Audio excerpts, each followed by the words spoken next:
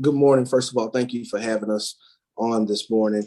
Uh, Jamal Campbell, Dillon County Council, also Director Operations for Marlboro County. Diversified Game. Learn how to start, run, and sustain your business. Hey, it's Kellen, and today on Diversified Game, this guest I met at Renard Jackson's last event he had in D.C., where the conservative Black folk came together to hear a lot of conservatives, Black, white, from Trent Lott to Steve Bannon came to talk to us or talk at us, depending on how you see that. But it was a good event, and I got to meet Councilman Jamal Campbell, and he is just like, full of energy, full of hope. And these are the type of people that you need to be voting for in your local elections while you're thinking about this presidential election where you aren't going to really make change. It's the local stuff that's going to make change and the people you can actually touch and talk to, unlike Congress that's not allowed to come only home for the weekend sometimes. So, Councilman, how you doing today? I'm well, sir. Thank you again for having us, man. We certainly appreciate this. Man, I appreciate you coming on. A lot of people nowadays, depending on if they vetted you, they want to come on a platform to say what they want to say, but you're just all full of love, full of joy. I just got to ask you the first question. I know you're having a good time serving your community as a councilman, but for that young person who is like, you know what, I want to have a life like yours. What do they have to do to make change in their community, especially being from your area? Because some people think you have to go to Harvard. Some people think you have to sell out and, be a robot like many politicians or politricians, but that's not you. So give us the game on that, please, first. Okay. So first, let me say this. I think it's very important to make sure that we maintain professionalism and integrity.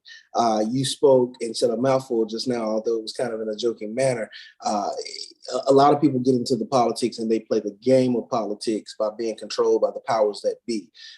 In order to be successful in moving your community forward, it's very important and imperative that you be true to yourself, be true to your community, maintain professionalism and integrity, and it will take you to the top.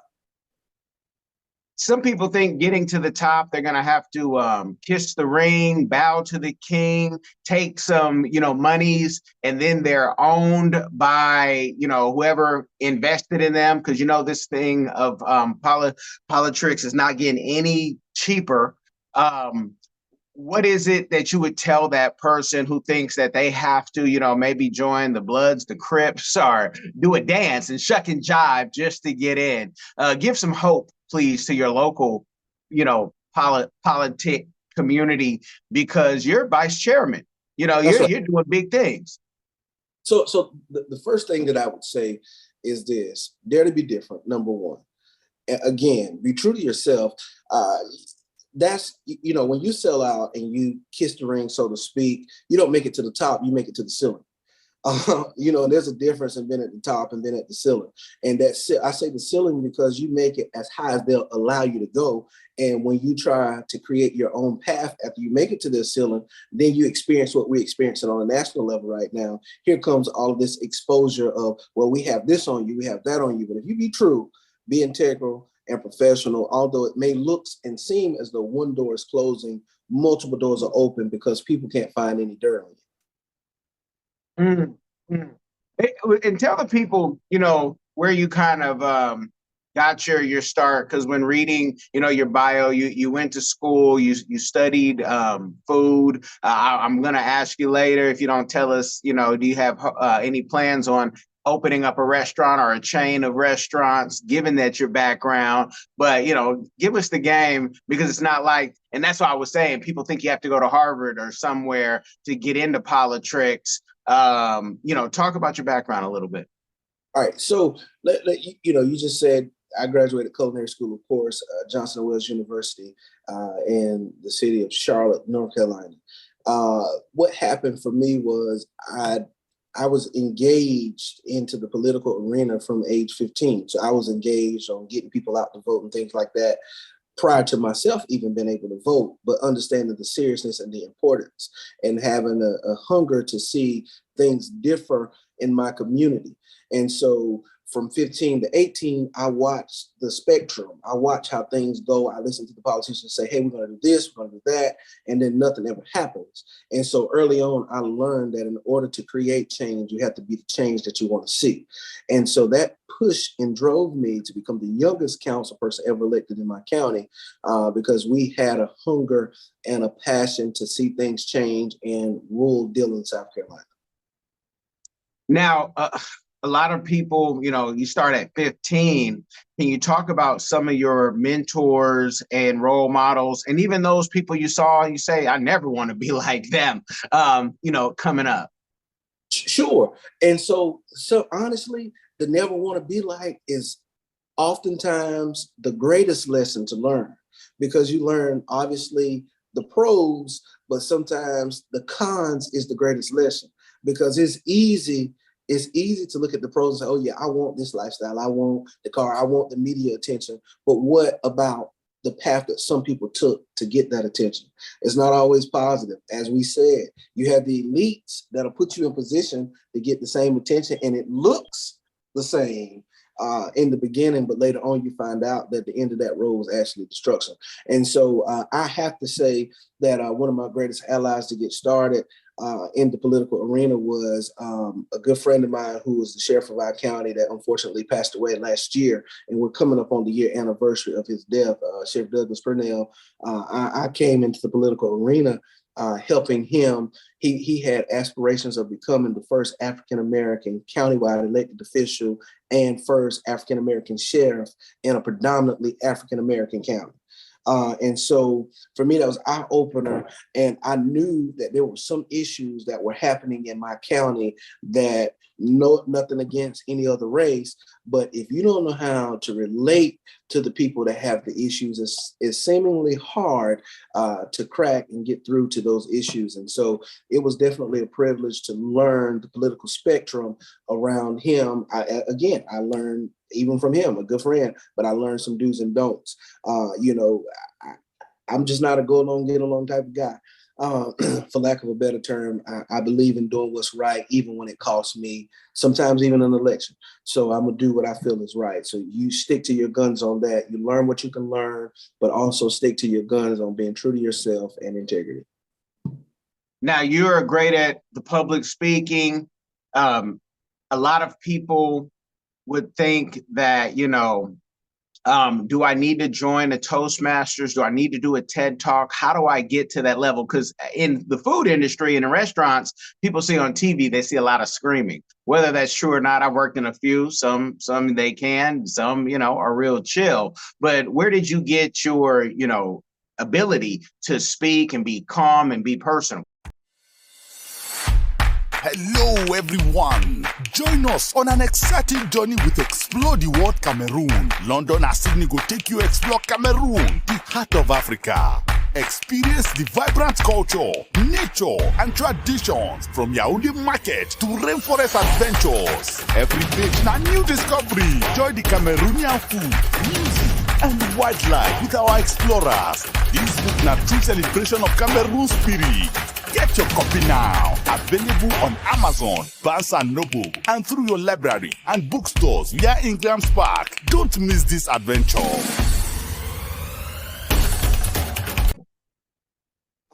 Honestly, man, I think it was just a natural gifting from God.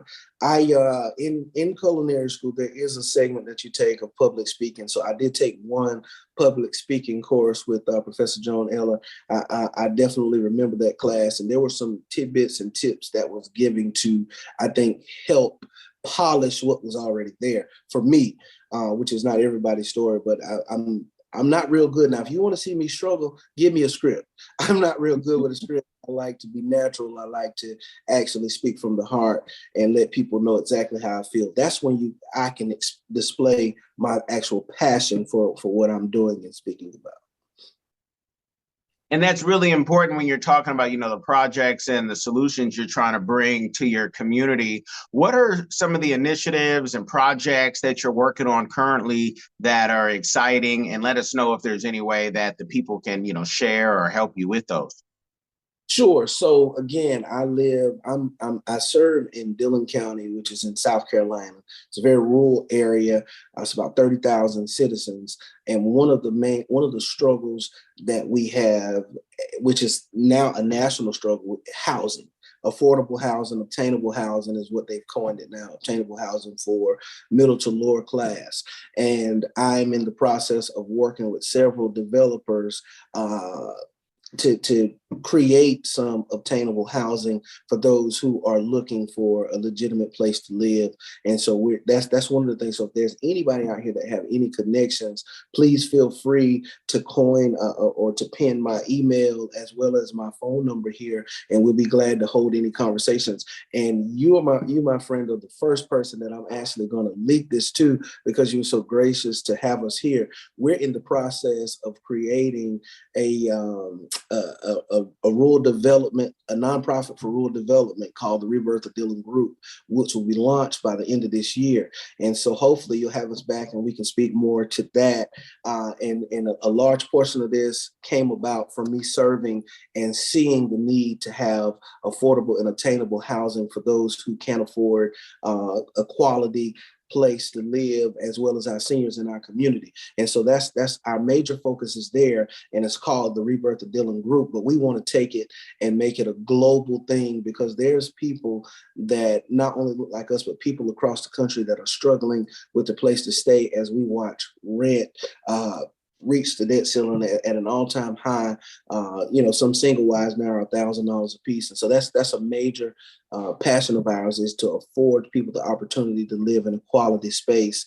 From a teaching background, we realize that a lot of times the problems that we have in the classroom come from what the child deals with at home. One of those things is being embarrassed with where they stay, not having adequate food, so on and so forth. But I don't want to rabbit hole your question, but just so you kind of have some content behind why we're doing what we're doing. No, I appreciate it, because when looking up, Dillon County, I said, wow, you can get a lot for $590,000, and you can still get a home for under, $300,000 and have a family, where, your bigger cities, man, $1 million in some places is a box, depending on where you're at. So tell us, about Dillon County. Is it peaceful? Is it a good place for especially Black folk to be, where they can fit in, they can go to their local, establishments, find the foods that they want, be welcomed, not running from the Ku Klux Klan? So I'll say this: Dillon County is one of those counties that has major potential. What brings me to the potential portion is we right now are one of the very few counties in our state, and I think it's only 3, that have an inland port. So we have an inland port. We have a major railway where the train is there twice a day. We have all flat land. We have I-95 that runs right through Dillon County, and you can get on and off in 4 different areas of the county. So from an economic development standpoint, or for that individual that may be looking to plant a business, there's definitely opportunity there, as well as shout out to Senator Tim Scott for the opportunity zone. There's several areas around the county that has, that the opportunity zone sits, right there, hubs around most of the county. So there's a lot of economic development opportunity there, as well as with us being so rural and a poor county, there's tons of things that you can get from USDA and all of those government agencies to help undergird what it is you're trying to do. So we spoke economic development. As far as living and staying, I love Dillon. It's home for me. The people, for the most part, are very, very approachable, very nice, very welcoming. Of course, it's the South, so it's Southern hospitality completely. With economic conditions being as low as they are, crime is directly associated with economic conditions. And so while we don't promote negatives, we have to be honest and transparent about there is an issue with violent crime. And most of that is a result of what we're speaking about with the nonprofit that's up and coming, with people not having adequate jobs, people not having adequate places to stay. All of those things is a direct correlation to violent crimes. And so if we combat the issues with housing, the issues with jobs, I think we'll ultimately combat the issue with violent crime. Hey, what's going on, fam? This is Jay Cameron inviting you to join us in Ethiopia next March 2025. And this is going to be an iconic trip that you don't want to miss, a trip of a lifetime. We're going to be visiting Addis Ababa, Gondor, Lalibela. You'll have a chance to taste the amazing Ethiopian food. You'll also have a chance to visit the Rastafarian community. You'll get the history, you'll get the fashion, you have an opportunity to shop. It's going to be a trip, an experience of a lifetime. So make sure you sign up to join us in Ethiopia, March 2025. Whenever people talk about violent crime in cities, I hold dual residencies, citizenships, and people ask when I talk about those places, well, what about this? And what about the cartel? And I say, well, I'm not in the cartel business. And usually, if you are keeping your nose clean and minding your business, crime won't impact you. You know, there's always something that could happen anywhere in the world. A pterodactyl, for all we know, come out of the sky. Is Dillon one of those places, if you're kind of minding your business, people will leave you alone? Is that crime amongst, you know, the criminals and those people who like to be around them? Absolutely, absolutely. They have their circle of people. Of course, occasionally you may have a break-in and you have a car stolen, but that's not as habitual as the gang, you know, the shooting back and forth or the opioid epidemic that we're facing across the country now. You know, so essentially, it's just like you said, as long as you're minding your business, 9 times out of 10, you're fine. Because I don't want people who never heard of Dillon County to be like, oh no, they, you know, get scared and then they run to, you know, Miami or you know, Oakland, where I'm from, and they, you want to talk about crime, you don't have to be doing anything. You just be waiting in line and crime might find you, because that's what, you know, it does in the bigger cities like Gotham City. With you know, and you're still young, so I don't want to put too much pressure on you, but thus far, what has been your proudest moment that you've been able to bring to your county, to your even city, to your state? One of the staples is I'm big on honor. I believe, as my pastor says quite often, that honor is the currency to the kingdom. And so one of the things that we were able to accomplish just last year is we were able to come into one of the parks in my district and put up a community facility. It's about a $475,000 investment. First time it's ever been done in the history of our county.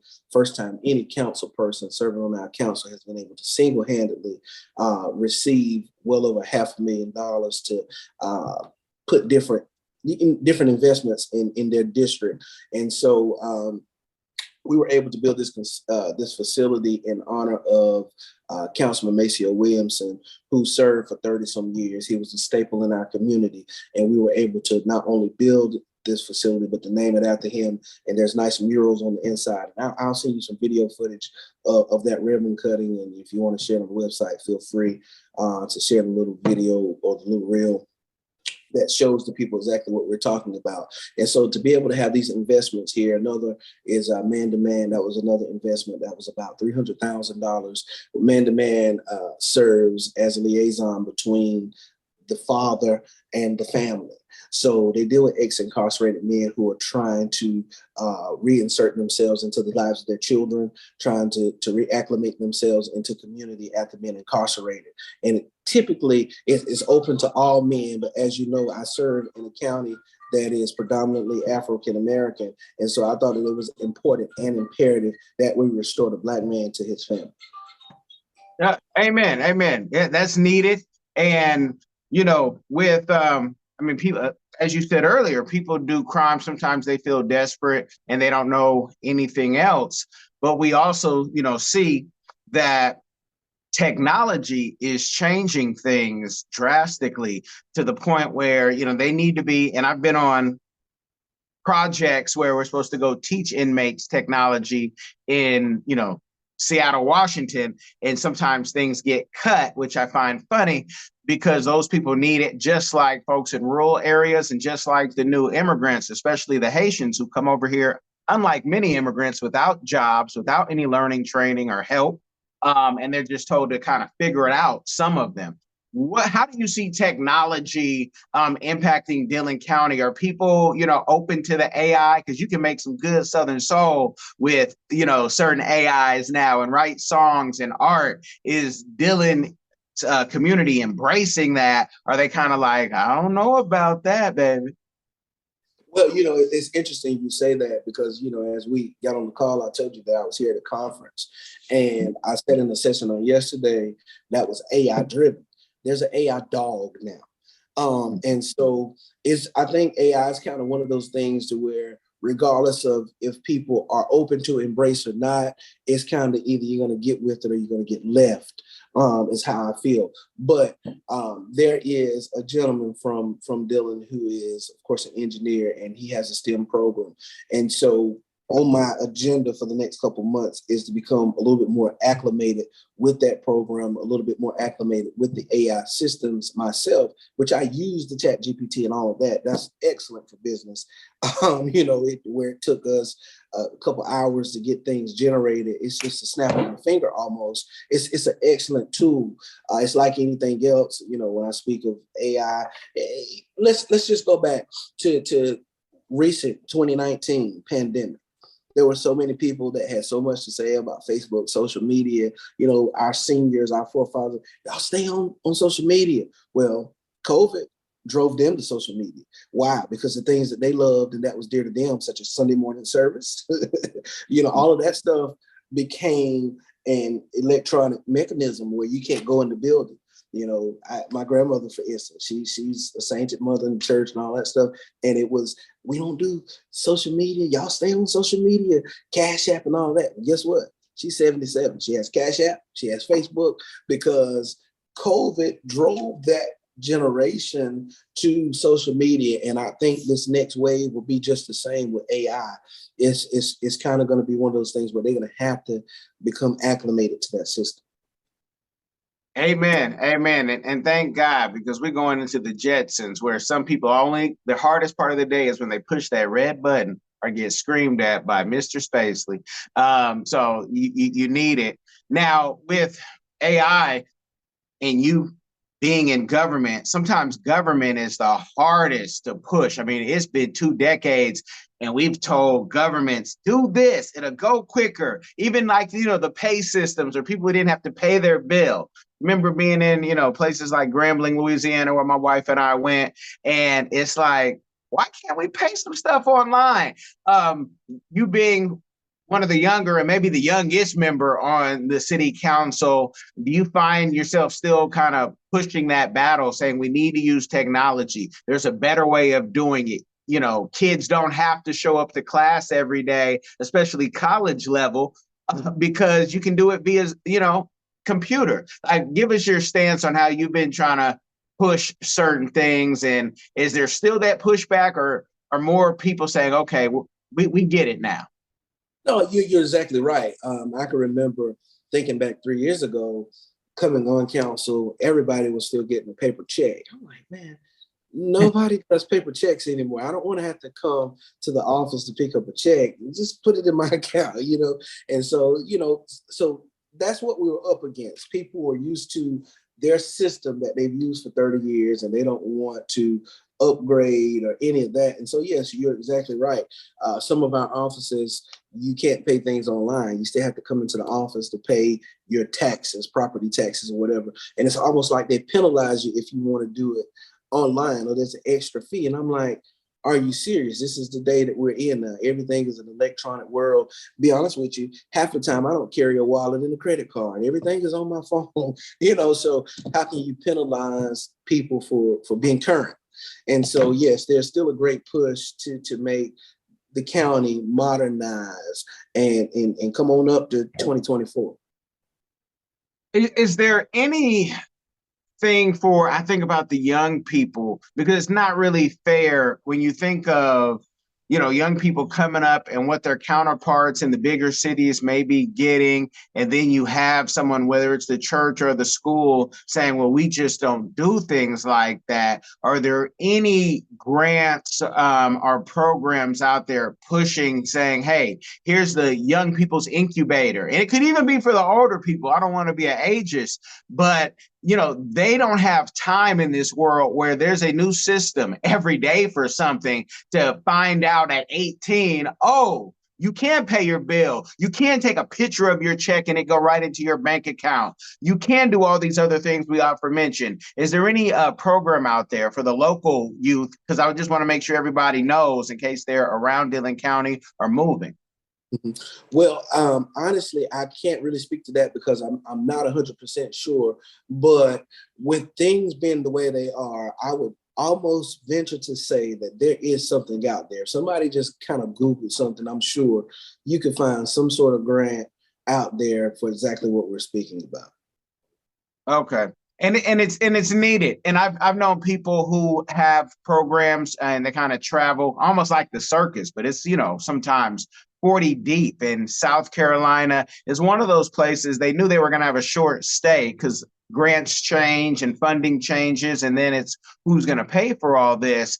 But it's really needed in those South Carolinas, the West Virginias, the places that, aren't as sexy as when you see Instagram folks, turning up and popping bottles, but you could create that anywhere. I personally think the juke joint is a great place to be. And it's a place where my wallet can afford, and it's more personal. That's right. Huh? That's right. I was saying that's right. Yeah. Let the people know a community give back that you're doing or one that you would like to do in the future. Community give back is interesting. Interestingly enough, I just had a call this morning about a community give back, which is actually outside of the county I serve, but in the county I work, which is Marlboro County, on this coming Friday at 11 o'clock. There was a dam breach there last week, and there were some people, again, that's a rural county as well, some people that were displaced from their homes because of the flooding and all of that. It's the second time in 3 months that has happened. And so we're doing a community give back on Friday at 11 with fresh fruits and vegetables, toiletries, just to support those individuals who were displaced. No, that's beautiful. Beautiful. Please give the folks any, not just last words, but where they can connect with you. Also, if you are almost done with your book and are starting your podcast, to connect with the people, because you definitely have all of that coming, I know. And, I just appreciate you giving the game. Yes. Again, I could not say anything to the people without first addressing you first. Brother, I am so glad that we had the opportunity to connect, and I certainly appreciate this opportunity to come and share and hopefully say something to some young individual and or older individual that have aspirations of running for an elected office or serving the community at large. So thank you again for this opportunity. Secondly, you may definitely connect with me online. It's via Facebook, Councilman J. Campbell. You may email me at Jamal Campbell at marlborocounty.sc.gov if you like. My phone number is definitely public information. So if you look up Jamal Campbell, you'll see my email there on Google, as well as my phone number, which is 910-644-2893. I love to connect, love to stay in contact with you all, especially as it lends us the opportunity to further serve underserved. That's kind of my passion, serving underserved communities. And so we're definitely open to that. So if you have businesses that you like to venture out, as you heard us mention earlier, it's a lot cheaper to open a business in South Carolina, in rural South Carolina. It's a lot cheaper to buy a home and or land in rural South Carolina as well. So we're open to all those conversations. Just connect with us and we'll be glad to help in any way that we can. You guys have gotten the game, and you have to understand, and I used to work for a congresswoman, or interned, I should say, for a congresswoman who went from city council to Congress. So if you see Councilman Campbell, go into Congressman Campbell. Make sure if you're in the area, you just go vote if that's even his desire, because he might like just doing what he's doing now with regular people. Once you get to DC, oh man, the wolves and the animals start coming out. You don't know what you're dealing with. Well, we are planning for state in 2 years. So House of Representatives seat District 55, which will encompass Dillon County, Marlborough County, and a portion of Florence County. So that's to come about next year. We'll start campaigning and that kind of thing. And we'll need to raise some money. Let's just be transparent. So, there's those that say, hey, we believe in what you're doing. Reach out to me and we'll definitely let you know how you may give contributions to that campaign. As you know, it's not cheap to run these elections, especially when you want to do it professional and integral. There's wolves that are willing to give, but they want to control and own. You can't serve being owned. Amen. Amen. You guys, I appreciate y'all. I know most of you are listeners, but go over to the YouTube as well. Check out the suits, because the man has suits for days. If he had his own brand, that might be coming too. They're beautiful. They're fitted. So make sure that you guys comment. Make sure that you like however you're experiencing this game, but make sure, more importantly, that you share this game with somebody. It will change their life. Y'all be blessed. Are you tired of the violence, tired of the injustice, police brutality, rampant discrimination, lack of gun control in this failed biased socioeconomic experiment called America? Or maybe you need a break from the relentless grind and want to regain control of your destiny, your wealth, your health, and your purpose. DiversifiedGame.com has the right course for you. Prepare for my first trip to Africa. Looking to reconnect with your roots, start a new business, or just a fresh start. Africa, aka the motherland, is waiting. Don't let the Chinese and the Mzungus have the fun and also take over the motherland. From Cairo to Mombasa, from Dakar to Cape Town, Africa has something for everyone, from business opportunities to the most amazing people, safety, leisure, and landscapes. The opportunities abound. It is time for the diaspora to reconnect with their roots. Time to reconnect with the birthplace of humanity. Africa is the last frontier. Get your head in the game and reclaim your legacy. The writing is on the wall. Babylon is falling. Give up the stress, grind, and violence inflicted on our people on this continent and prepare for a journey of restoration enjoyed by connecting with the land of your ancestors. Check out our new course and kick off your adventure at diversifiedgame.com.